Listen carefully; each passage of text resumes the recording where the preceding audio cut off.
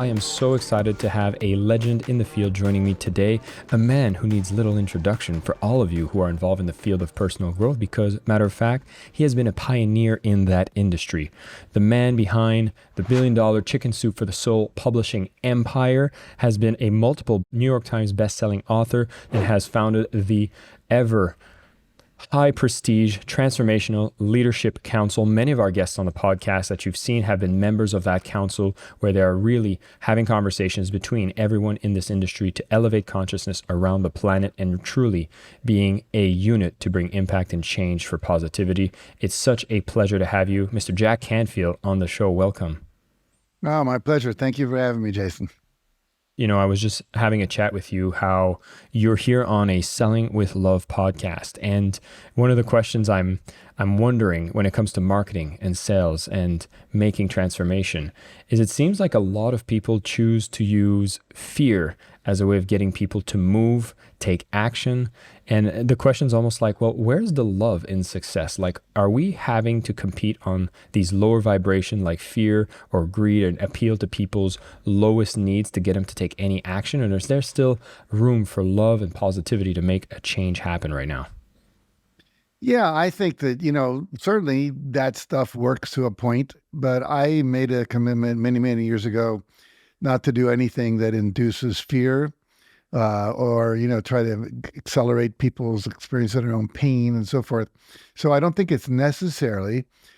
I think, there's a guy named Moshe Feldenkrais who did body work. He was a judo guy in Israel, and he got injured and he started looking at how to fix his body. And what he discovered in his work is if you work on one half of the body, like your right side, then the left side goes, wait a second, that feels better over there. I want this on this side of my body. So if you expose people to something that's loving, fun, uplifting, safe, encouraging, etc., people want that. They're attracted to it.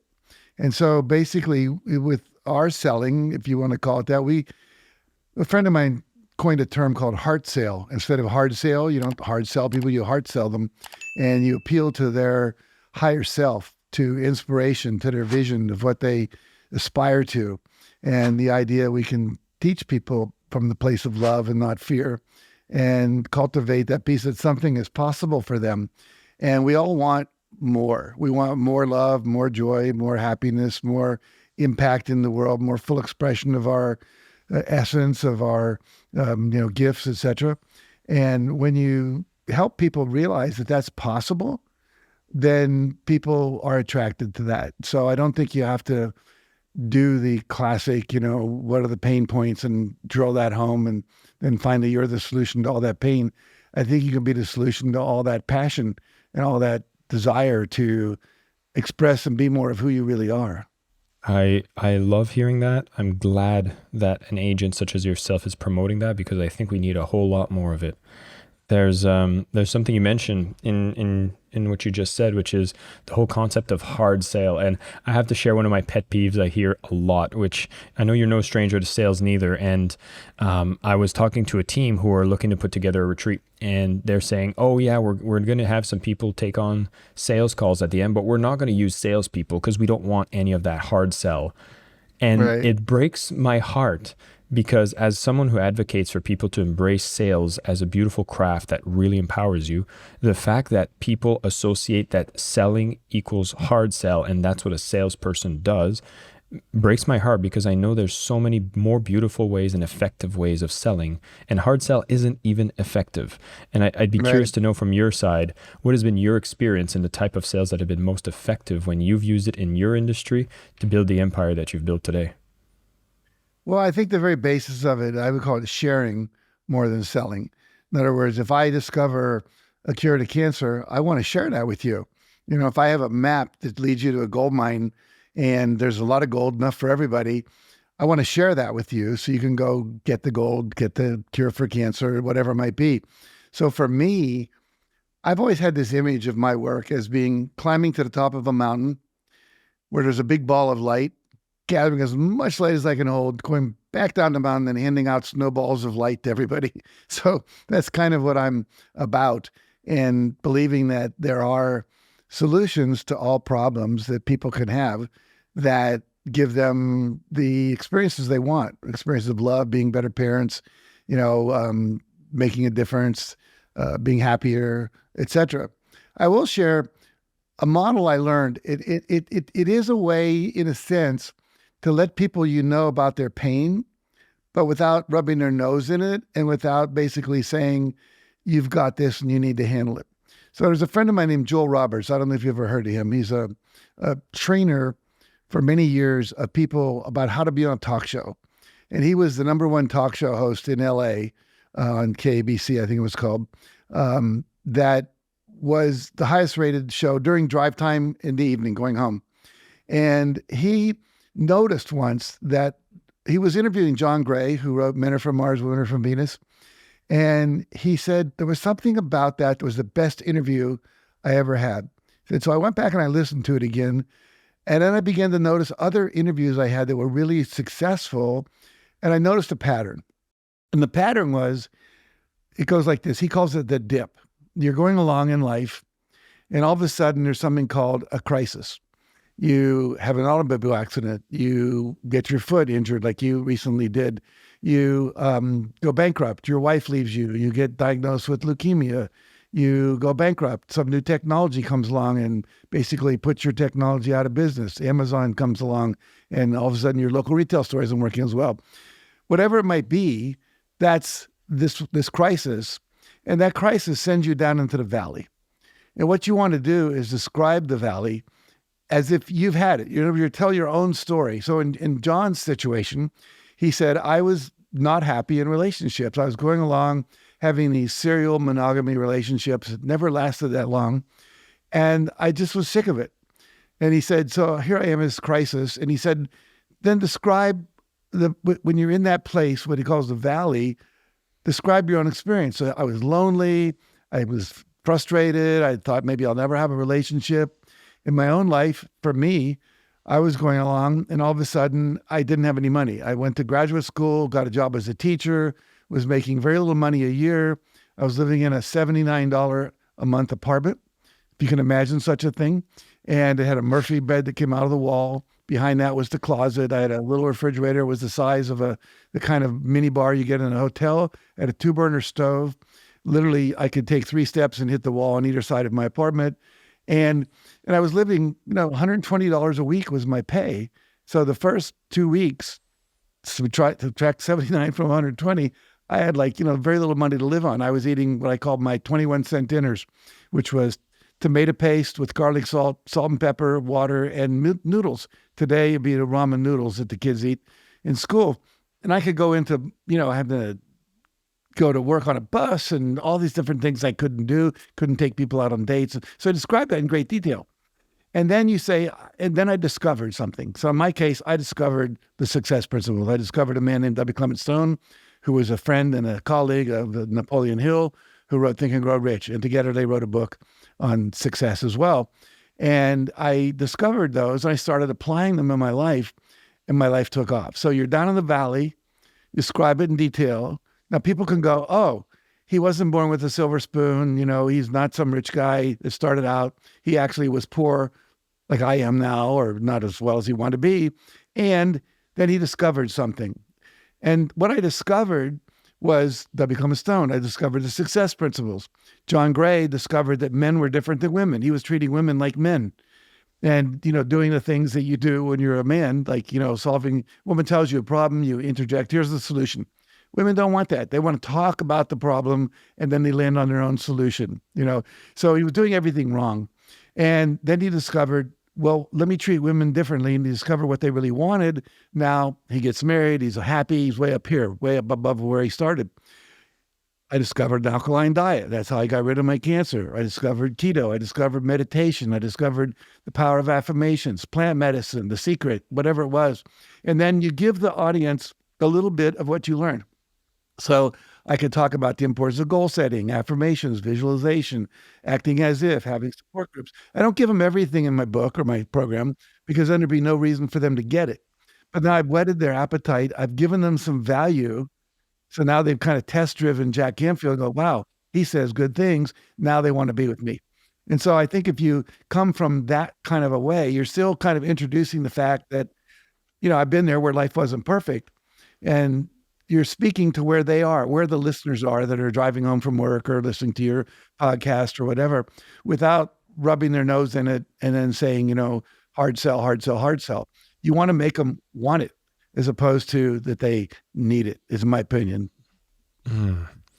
Honestly, this is music to my ears. And I'm so glad you've shared this dip exercise for everybody who's listening, who's trying to understand, well, how do I present my offer in a way that's congruent to principles of selling with love. And one thing I'd want to share at this point for everybody who's tuning in, we're going to leave in the show notes a link for you to actually register to a webinar that we've been working with Jack and actually putting together an amazing webinar around abundance, which is related to his breakthrough through success principles. And so we'd want you to actually have a look. If you register to that page, attend the webinar, you'll be able to see in prime example what it looks like when you use these principles in effective marketing. And it's an amazing class. You get to learn a ton. And some of you might even join some of these events that happen either live or online. So have a look so you can study it, and you might find yourself attending as well. So make sure to check that out in the show notes. We'll make sure that there's a link available on whatever platform that you're tuning into.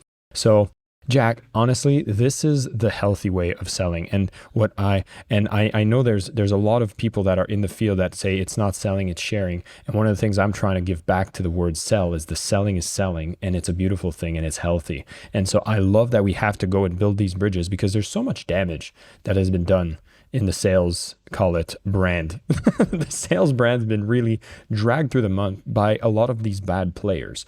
And one of the missions I'm on is to be able to teach great people about how, if you use sales and you use it effectively, bad players will not have a space to exist in the marketplace. Like, that's really what I'm all about. And so I'd be curious to know, even knowing these principles, you're not short of success, Jack. Like, you've done so many amazing things and you stay with this high level of consciousness and integrity. So I'm curious why people are still tempted to use these other means that just, are not elevating the soul, but they seem like they're chipping away at the soul when it comes to following and trying to have success.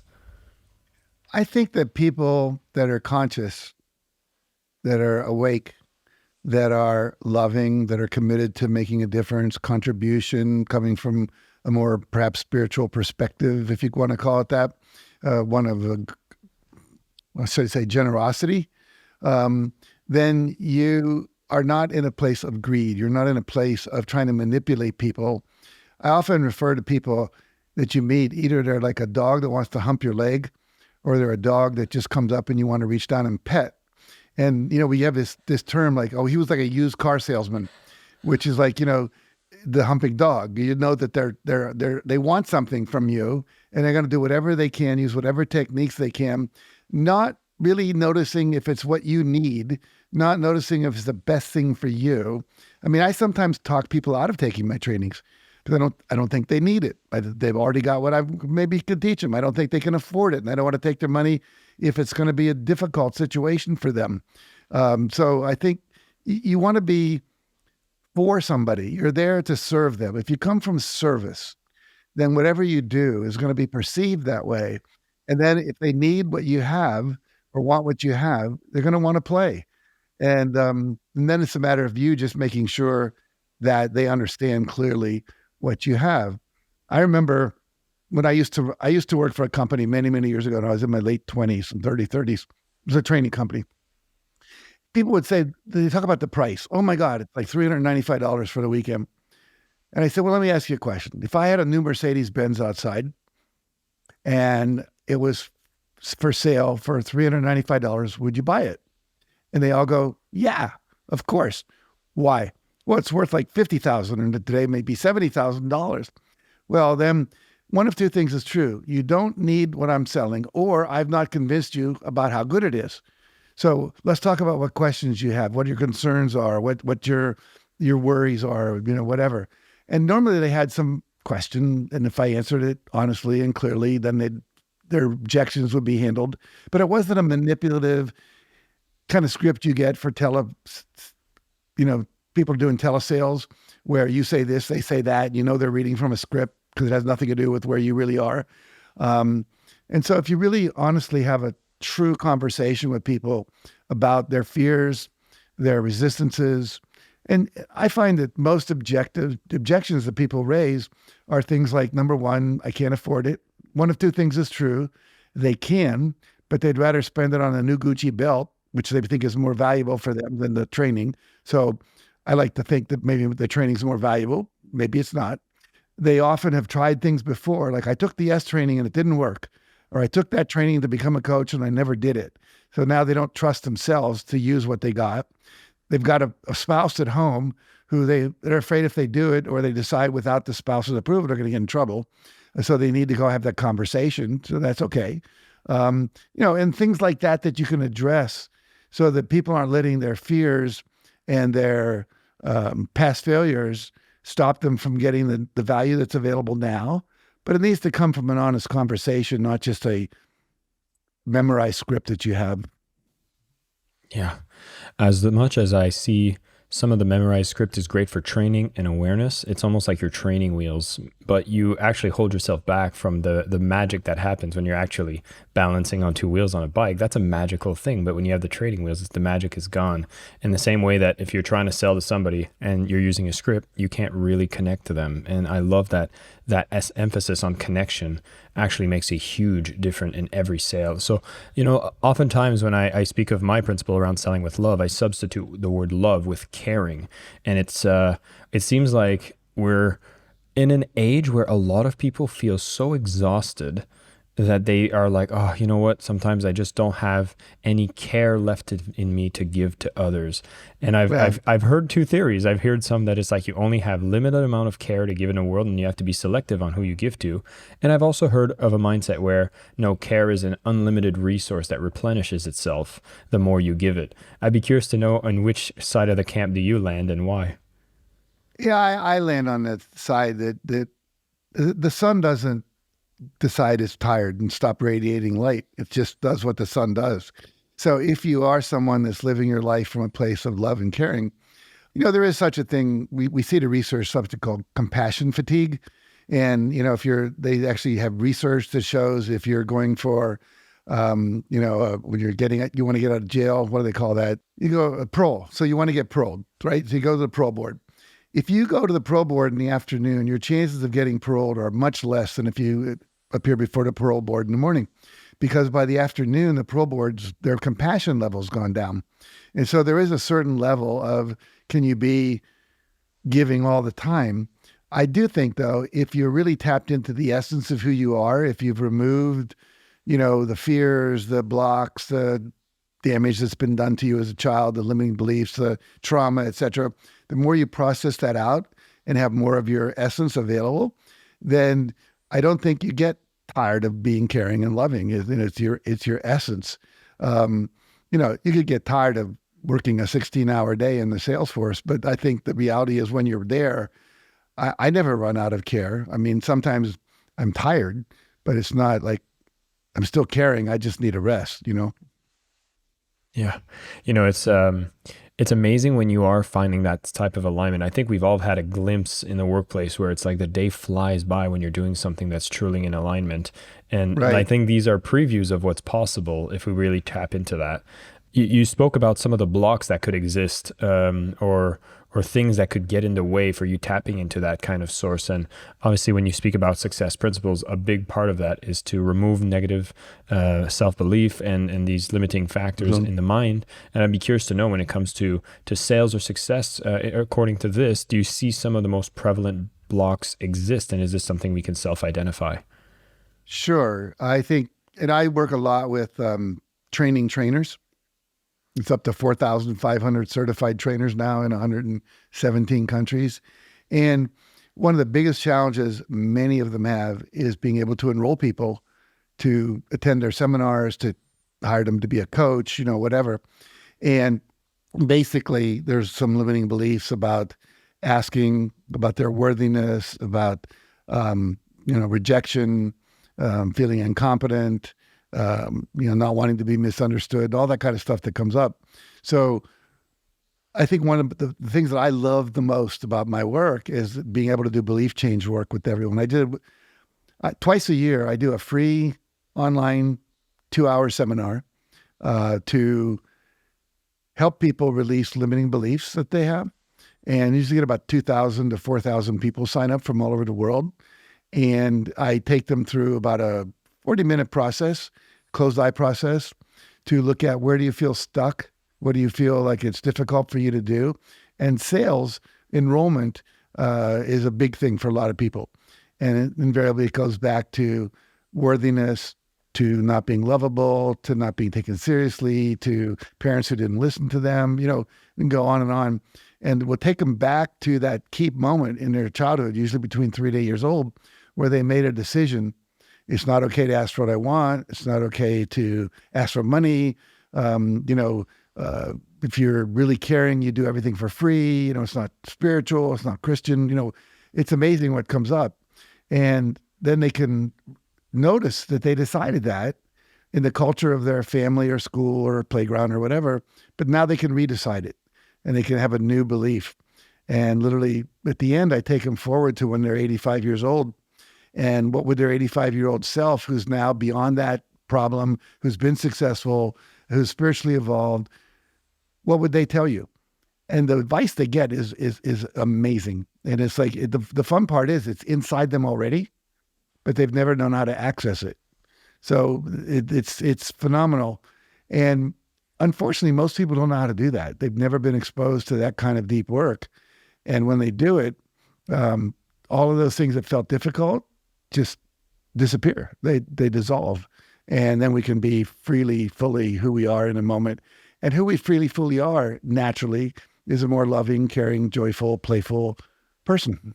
Ah, well, again, I'm going to nudge people to either check out that webinar that I spoke about earlier or grab a copy of the Success Principles. I swear all of the concepts you've heard in personal growth that help you be the best version of yourself are included in that piece of literature. And you get a chance to actually be exposed to some of the time-tested principles that really make you more successful, where you can take ownership, take responsibility, and really see that if you're having any struggles when it comes to having more sales and more success in your life, there's something you can do about it, and it usually starts with you. Jack, it's been so fun going through that book, and there's one of the things as a principle that I see you hamper on, and I've noticed the pattern in the book. This one keeps being a recurring theme, and I've already mentioned it: responsibility.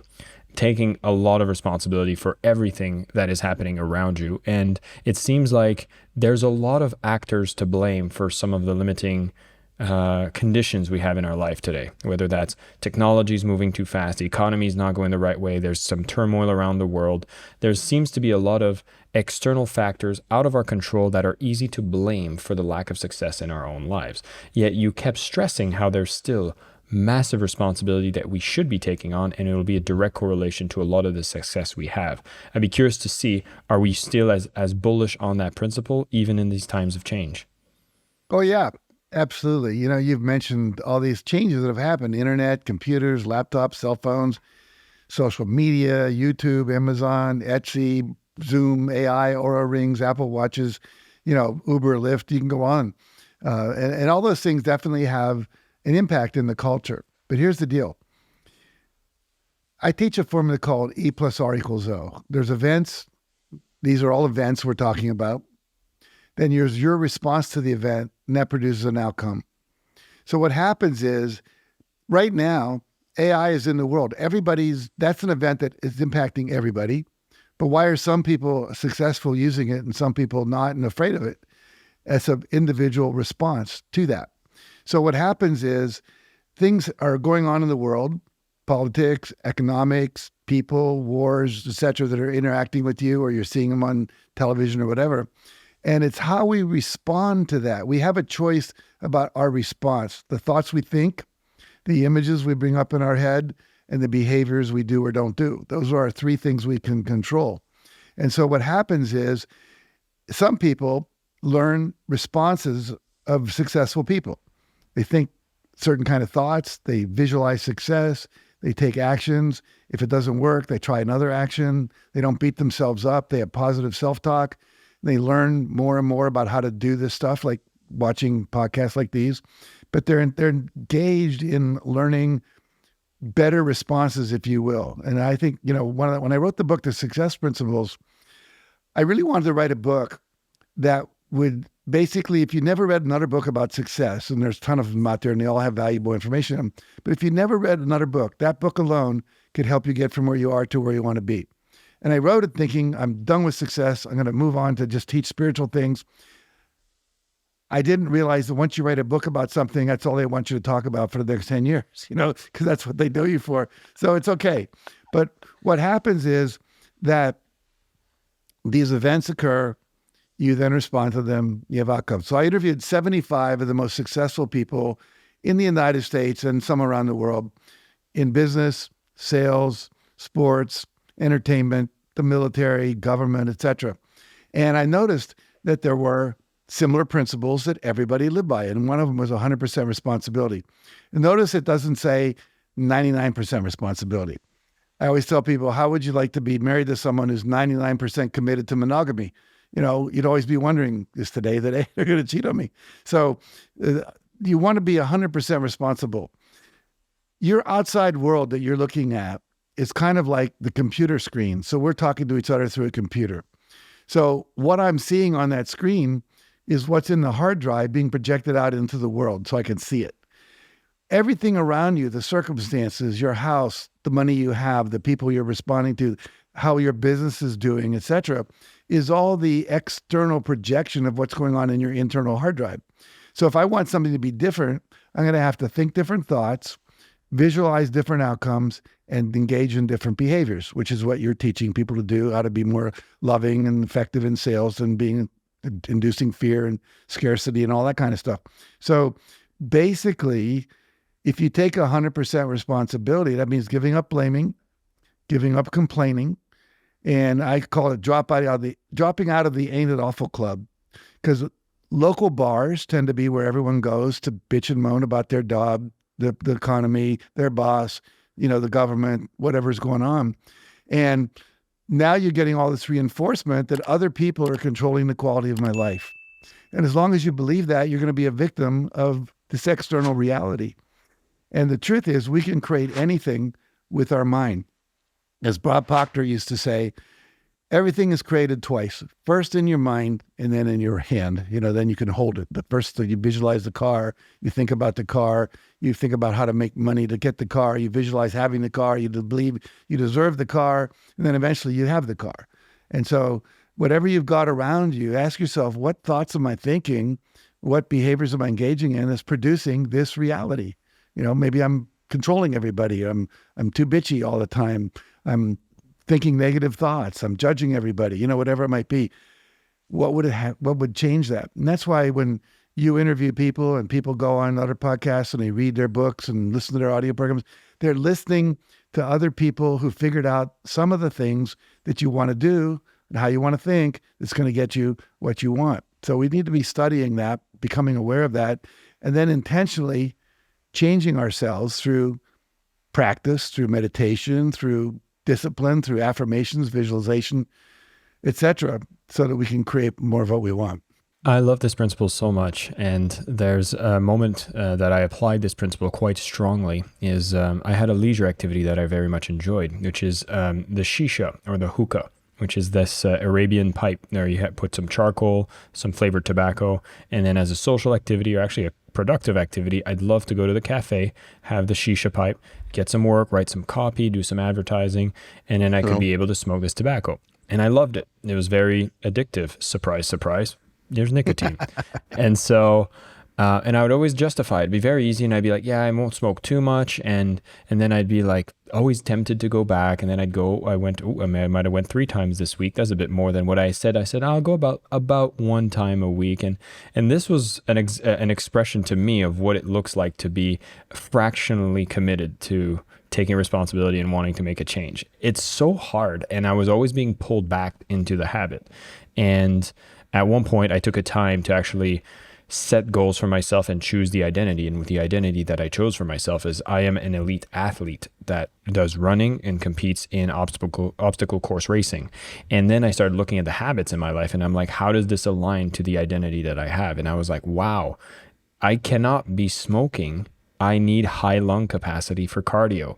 And so the decision was made. This was, over 2 years now that I've made the decision where I was like, well, it's very simple.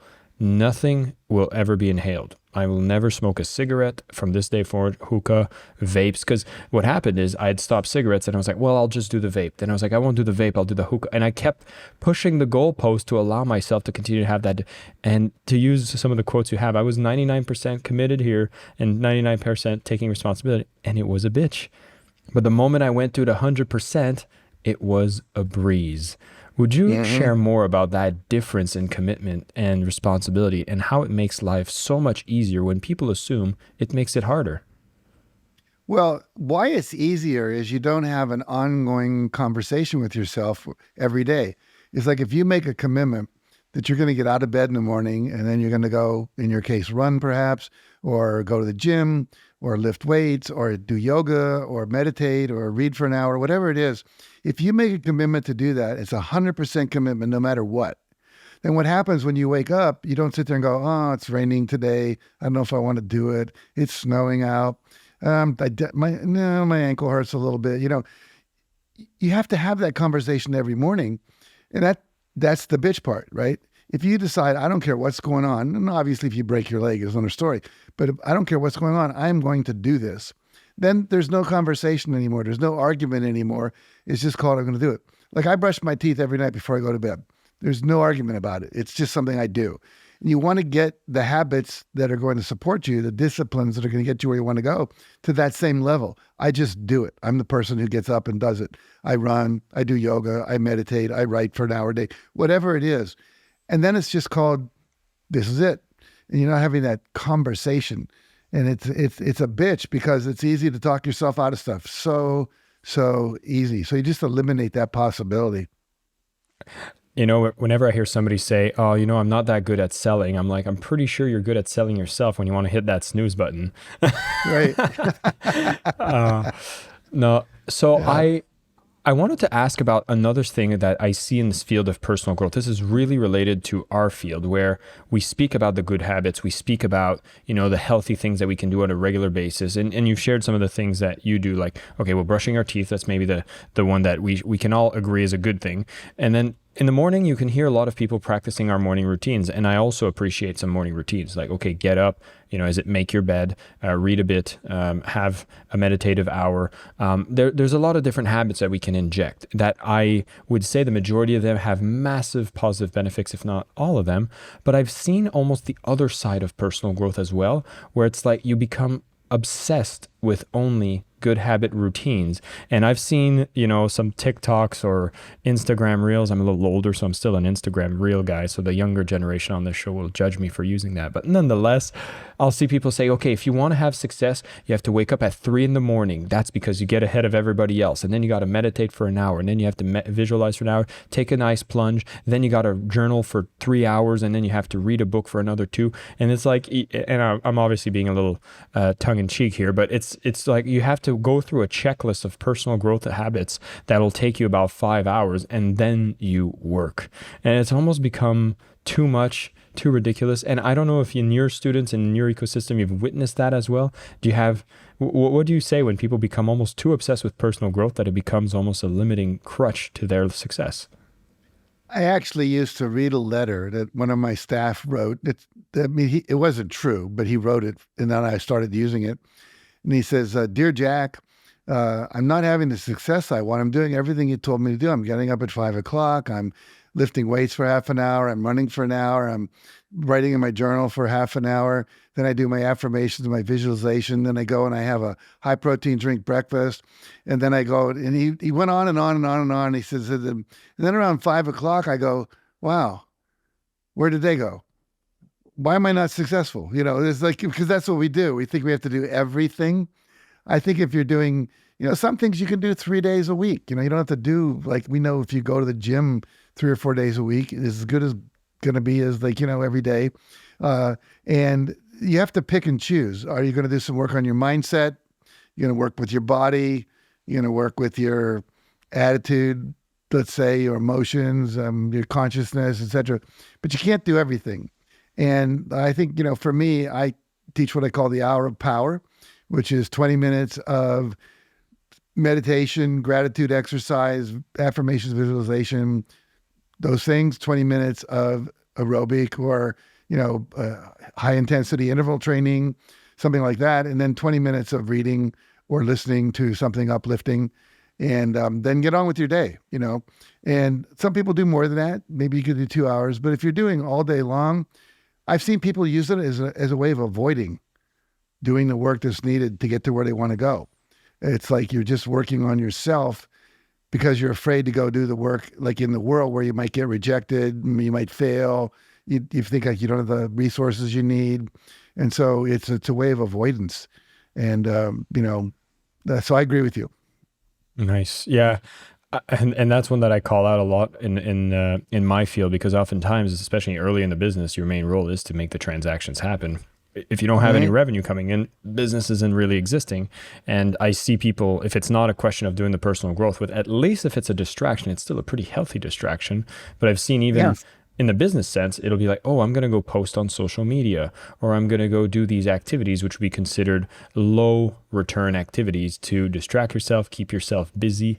But some of the high impact things that need to be done get avoided, which goes back to what you were saying earlier, is you need to kind of do the digging of the blocks and the things that have been holding you back to be able to operate from that place of joy, effectiveness, and success in the Right. process. Well, one of the things Jack, I say is like you always want to be in forward motion until you get stuck. And then when you're not doing the things you know you need to do, then you want to like explore. Okay, what's going on in my belief system? What fears are coming up? Is there something I need to know that I don't know? Are there resources I need to access or study to build up a skill or some knowledge level or whatever? And I think in sales and enrollment, there's basically making offers, making requests, and then making promises. That's really what it's all about.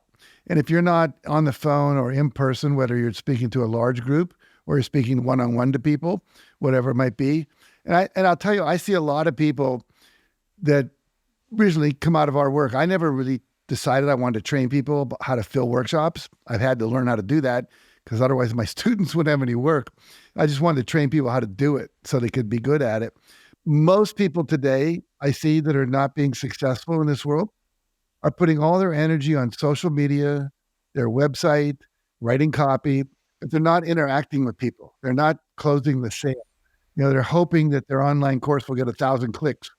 And the reality is you need to interact with people, whether it's in a group setting, you're on doing a Facebook live thing, you're talking to people, you're one-on-one with people.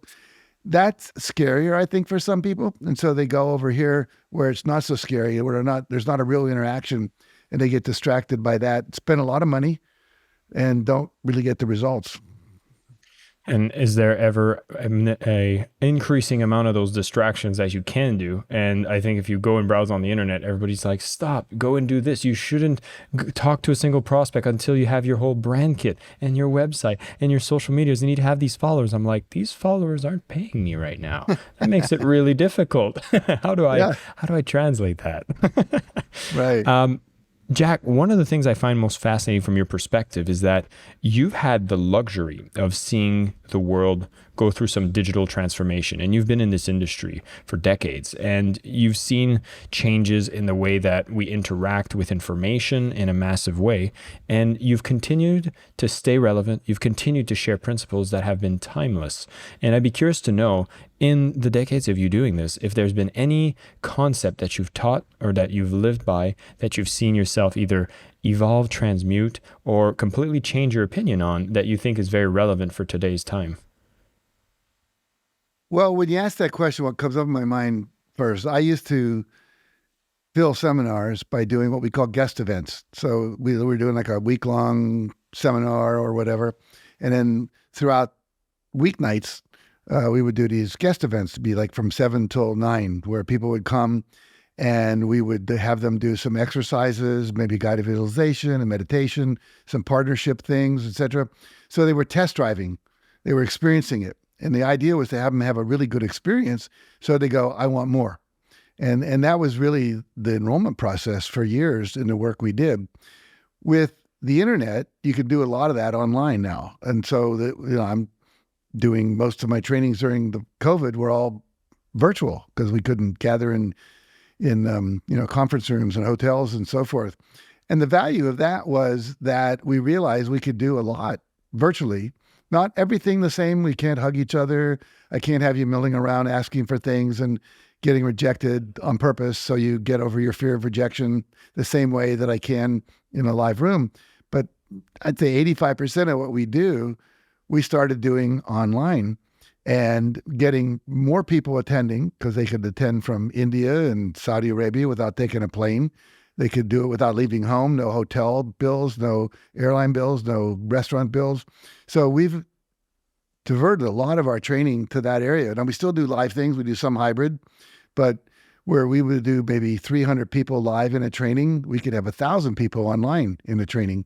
And so our revenue actually increased. Our costs went down because we didn't have all those things to pay for, and we're impacting more people. And so we had to learn, how do you put people in breakout groups? How do you tell stories that are engaging? How do you get them to move so that they get up and move like we would do in a training? How do you use music so they can actually hear? Well, there's some technology to learn and some ways to make it more engaging, period. But the reality is we learned to do that. And, when the pandemic occurred, I had a job to go to the Bahamas to work for Bacardi, which is the company that makes Bacardi rum, and train 400 of their top managers from around the world. And it was canceled because they were not allowing people in and out of the country. And I thought, oh, there goes a $30,000 consulting job. And what happened was they said, look, we had a conversation. I said, well, why don't we just broadcast this out to everyone that works for Bacardi? And it's me, anyone. So we ended up doing a seminar for 3 hours for 4,000 people, the entire company, and they were doing it at home. Their families could watch, so it was reinforcing the principles. And I still got my full fee. And I said, oh, that was cool. Didn't have to travel, got my fee, reached more people. They were happy. I was happy. So a lot of things like that are emerging. And certainly we've learned how to do online marketing better and social media stuff, and all of that was required too. I think it's a piece of it. I don't think it's all of it, like a lot of people wish it was. But we've gotten good at that. So there are, and then with AI has come along and opened up a lot of stuff. I mean, I saw a guy the other day. We were at a conference that I put on for the Transformational Leadership Council, which you mentioned, and he did a presentation on AI. And he got up there and he said, okay, someone raise your hand who wants to play. Someone raised their hand, said, what are you working on now? I'm working on this. I'd like to have a marketing plan for my new book, and for at least 6 weeks using AI, using TikTok and Facebook and blah, blah, blah, and podcasts. And within 5 minutes, what came back was a total marketing plan for 6 weeks with copy for every one of those, media. And it was brilliant. And so that's really changed things a lot as well. So, and it's amazing what's possible. You have to learn it. You have to, or hire someone who knows. You now have like we used to have chief executive officers, chief financial officers. Now we have chief AI officers, in companies. But it's where it is. You got to adapt. Mm-hmm. Well, this is fascinating. And of course, I've also been someone who's dabbled with it. And I remember it was a year and a half ago. I believe it was a year and a half ago or a year ago. I was using some of the tools that were available at that time. I was able to take a picture of myself and then upload my voice and then give them a piece of, I was looking, we had a social experiment that we did as a team. We said, what if we tried to create an entire course that wouldn't require me to be there? And so we actually used AI that created the entire curriculum, the script for an entire program on how to close deals. And then they used my voice by able to pull from my podcast, the voice that you hear now. And just with a picture, was able to create an animated video of me speaking in my voice, reading a script, which was around selling. And when that happened, I was blown away by what's going on in technology. And that was the worst that it will ever be. And so I started wondering, okay, this is definitely the direction that it needs to go. I need to keep a pulse on it. It will evolve. How do I make myself that I am ready, I am prepared, and I'm excited, not fearful about what's coming up? And I guess that comes back from this principle that I see in you, which is whatever's change that's coming or innovation that's coming out, even if it's competitors that are coming, you always have this abundant mindset. You're not looking at anything from a scarce resource. You used the example earlier that the sun shines bright for everyone and it isn't holding back. And I see that in the way that you behave, even in the way that you've created Transformational Leadership Council. You're elevating your competitors. In the process, somebody could look at it that way, but instead you're leveling up the field. And I'd be curious to know, how do we inspire ourselves to be operating from that space? Because I think the more people understand the fact that you can be abundant, you can operate from that way, it brings more success to you, a positive ripple to the world, and you get to serve in a beautiful way that makes you happy. But people seem to have lost that grasp. What's the secret here? Yeah. What do you know? Well, I think for me, it's been an evolution over time. I mean, I learned to meditate when I was in my 20s, and you begin to realize that the world is always working for you, not against you, that things are happening for you, not to you, that there's always a gift in every obstacle. I love, there's a book called What's in the Way is the Way. And so I just love that's how I operate in life. I also believe that there's an unlimited amount of resources in the universe. Now, you can go to the ocean. I love this metaphor. You go to the ocean, and many people go there with a tablespoon. Some people go there with a glass. Some people go there with a bucket. Some people go there with a tank car. Some people just put a pipeline in and keep sucking water out, And so there's an endless amount of supply there. And it's true, there's an endless supply of money. Money, we think there's only so much money. It's not the money. It's the transactions that occur with money. It's the flow of money that's really important.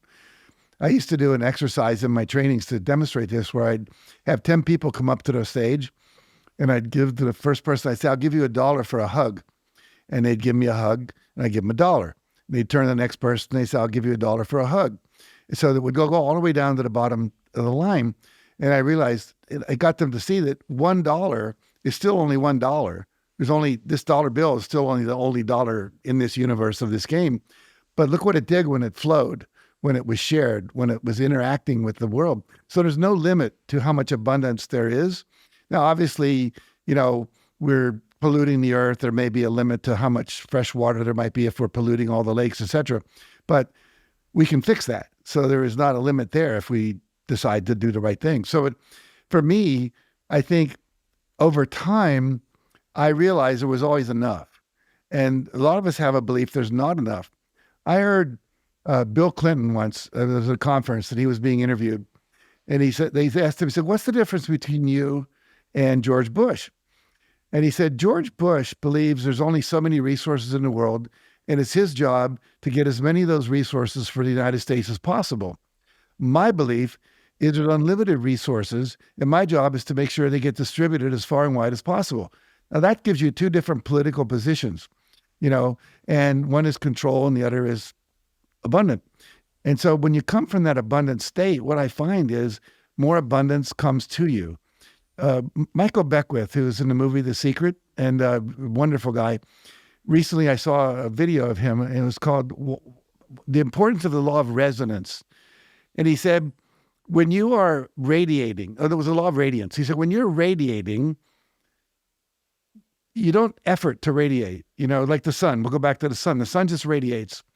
If I say, I'm going to share something with you, I now have to have an intentional act to share something with you.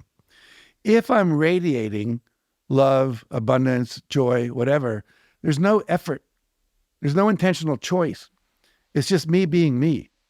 And when I'm being me fully, everything comes to me that I'm meant to have. In other words, I'm not meant to teach everyone on the planet. Tony Robbins gets his share, I get my share, you get your share, Lisa Nichols gets her share, whatever. And people are attracted to that beingness that is the next step that they need to integrate into their life. So if they need to be more powerful, maybe they go to Tony. If they need to be more loving, maybe they come to me. But I come from the position that I'm never not going to have people that are attracted to what I have to offer, because the world's lined up that we all have a gift. And if we all share our gift, then everything will get met. Bakers will bake, chefs will cook, technicians will fix things, inventors will invent things. The airplanes won't fly out of the sky because people love to fix things. whatever. Music will be made, movies will be made. And if we just follow that, then we follow our bliss, we follow our joy. It gets really easy. And just you start to realize there's enough of everything. Jack, it's been an absolute joy having you come on the show and share these principles with my audience. It's such a blessing to have an opportunity to speak with you and to hear about these principles to bring more success, more awareness, and raise consciousness in the process. I know I mentioned a little earlier that for those of you who want to go deeper with the material of Jack, there's a webinar that we've actually collaborated in the creation that shows these principles in action on how beautiful you can do your marketing and how impactful you can make your message in the process of coming from that place of love, of care, abundance, and success comes along the way as well. So we'll put a link into the show notes for you to see what this training is about, how to bring more abundance for yourself so you get out of that scarcity mindset and realize that when you make that shift, things can become easier for you. And we're excited to be able to share that with all of you. Jack, it's been a wonderful journey learning these principles, but there's one question I do ask all my guests who come on the show, which is, you're on the Selling with Love podcast. What does selling with love mean to Jack Canfield? It means that you stay in a place of not being desperate, not being greedy, not being afraid, not trying to manipulate people, that you come from a place of caring that somehow what you have is what they might need. And if those things are aligned, it's going to show up and it's going to happen. As long as you don't hold back, trust your intuition, say the words that come into your mind in that present moment because you're in that space of real heart connection. If you do that, then I think you'll be selling with love.